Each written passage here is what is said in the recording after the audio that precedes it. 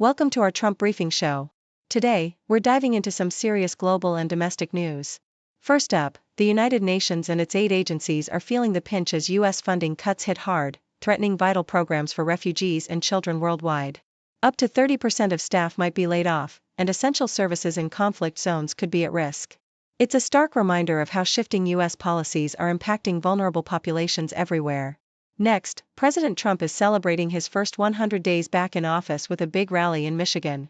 While he signs new orders to boost domestic auto manufacturing, his trade policies and tariffs have stirred up economic turbulence. Consumer confidence has plummeted to a 5-year low, with many Americans worried about rising prices and a possible recession. It's a rollercoaster ride of politics and economics that keeps everyone on their toes. Finally, the U.S. economy shows signs of strain as fears of recession grow. The stock market is volatile, and the confidence of consumers is at its lowest since 2020. Trump's aggressive trade tactics and tariffs are partly to blame, creating uncertainty across markets and households. All in all, it's a tense time for America, with big questions about what's next for the economy and global relations. Please continue to watch for more detailed insights. According to the Toronto Star, the United Nations aid agencies, including the World Food Programme and the UN High Commissioner for Refugees, are facing unprecedented cuts in funding primarily due to the reduction of U.S. financial support. The World Food Programme is expected to reduce its workforce by up to 30%, and other agencies like UNICEF and OCHA are planning similar cuts, which could impact around 20% of their staff and budgets. These austerity measures threaten to dismantle or diminish vital humanitarian programs, leaving millions of vulnerable individuals without essential services such as food, clean water, medical aid, and shelter. For example, the UNHCR warns that decreased funding could cut access to clean water for 500,000 displaced people in Sudan and hinder refugee schooling and shelter efforts across Africa. The internal memos reveal a grim outlook, with agencies contemplating further downsizing and program reviews, all amid a backdrop of global political tensions and the U.S. administration's shift away from its traditional role as the primary aid donor. The Associated Press reports that the Trump administration's decision to withdraw or cut funding has had a profound impact, especially in war-torn and impoverished regions like Afghanistan, Yemen, and parts of Africa. The UN Secretary-General Antonio Guterres expressed deep concern over the drastic funding reductions, emphasizing the immediate and often deadly consequences for the world's most vulnerable populations. Refugee aid programs face the most severe hit, with operations being scaled back or halted altogether, leading to dire consequences such as increased disease outbreaks, food insecurity, and unsafe migration attempts. The cuts are also felt in the broader humanitarian landscape, with agencies like UNICEF projecting at least a 20% decrease in funding for 2025, forcing them to implement efficiency measures and cut back on critical child-focused programs. The situation underscores a global humanitarian crisis exacerbated by shifting political priorities and declining donor contributions, with the U.S. playing a pivotal role in funding shortfalls. Meanwhile, the political and economic landscape in the U.S. is equally turbulent. The Toronto Star highlights that President Donald Trump marked his first 100 days back in office with a rally in Michigan, a state heavily impacted by his tariffs and trade policies. Despite the administration's claims of economic strength, consumer confidence has plummeted to a 5-year low, with fears of recession mounting amid rising prices and ongoing trade tensions, especially with China. The AP reports that Trump's trade war, characterized by steep tariffs on Chinese goods and auto imports, has severely hit U.S. exports, threatening millions of jobs in agriculture, manufacturing, and energy sectors. The uncertainty has led to decreased consumer spending and a slowdown in job growth, as markets fluctuate and CEOs express caution about future investments. The political rhetoric remains heated, with China pushing back against U.S. accusations, and the White House dismissing the impact of tariff transparency efforts, framing them as hostile acts. The overall atmosphere reflects a nation grappling with economic anxiety amid a contentious international trade environment and internal political upheaval.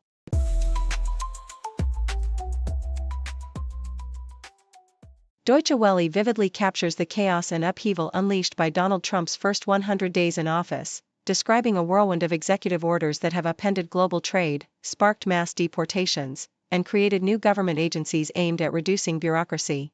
Despite his promises of prosperity, markets have tumbled, the dollar weakened, and fears of a looming recession have intensified, with many economists warning of a high probability of economic downturns both in the U.S. and worldwide.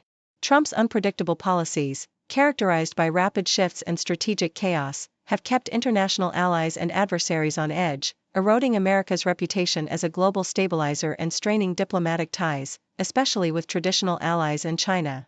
While Trump's control over Congress has allowed him to push through his radical agenda with little resistance, his approach has also raised concerns about democratic norms, with critics warning that his leadership style could pose the greatest threat to American democracy in a century. RFI offers a contrasting perspective, depicting Trump's first 100 days as a whirlwind of reform and bold action that has energized his supporters, who see his rapid executive decisions as a sign of decisive leadership. His campaign promises to shake up the political establishment, ranging from immigration reforms to tariffs, are perceived by his followers as fulfilling commitments and making needed reforms, especially as he perceives his time in office as limited. However, critics, including French commentators, argue that this aggressive approach veers dangerously toward authoritarianism, with accusations of trampling on courts, cracking down on dissent, and empowering oligarchic interests.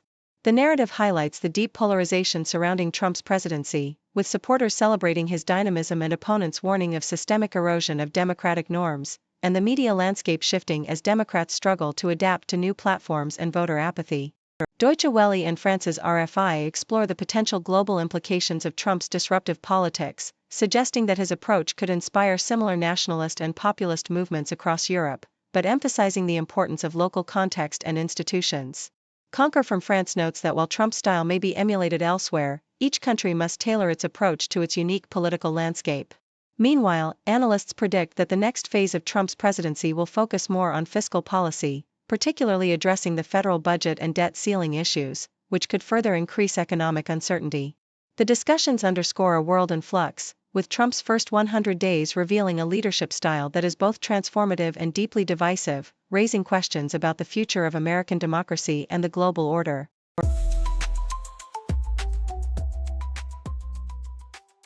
The Boston Globe reports that as President Trump signs new immigration orders targeting sanctuary cities, the city of Boston is actively preparing for potential worst-case scenarios.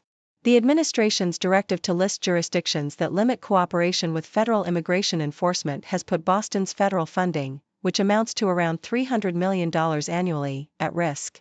Mayor Michelle Wu defends Boston's sanctuary city status, emphasizing that losing federal funds would undermine community safety rather than enhance it. The city is strategizing with a proposed budget to brace for possible funding cuts, especially after Trump accused Massachusetts of obstructing ICE operations, leading to nearly 400 arrests during recent ICE raids. Wu underscores the importance of community trust and local policies that contribute to Boston's reputation as one of the safest major cities, despite federal threats to roll back protections and funding. Yahoo US highlights recent legal victories that have temporarily blocked the Trump administration's efforts to dismantle diversity, equity, and inclusion (DEI) programs in higher education, as well as the revocation of certain international student visas. The American Civil Liberties Union of Hawaii urges universities to continue advocating for academic freedom, as courts have issued preliminary injunctions against enforcement of the administration's policies. Specifically, the Department of Education's directives, which accused universities of racial preferences and systemic racism, have been halted, allowing institutions to maintain DEI initiatives for now. Meanwhile, ICE has reinstated some international students' visas, reversing earlier cancellations, and is developing new policies to avoid unlawful terminations. These legal developments provide a temporary reprieve for universities and international students amid ongoing legal battles over federal civil rights and immigration enforcement. The BBC reports that Canadian Prime Minister Mark Carney has emphasized that Canada will only engage with the US on its own terms, asserting that respect and sovereignty are non-negotiable. Amid ongoing tensions fueled by President Trump's repeated threats to make Canada the 51st state and the imposition of tariffs, Carney reaffirmed that Canada's approach to trade and security discussions will be independent and reciprocal. With a substantial economic relationship, about 75% of Canada's exports go south. Canada seeks to build a partnership based on mutual respect, especially as tariffs and trade disputes threaten decades of integrated cooperation. Carney, a seasoned economist and former Bank of England governor, insists that Canada's strategic focus includes diversifying trade with the EU and the UK, and strengthening defence ties, especially ahead of the upcoming G7 summit, which will test the future of international collaboration amid the ongoing global trade tensions.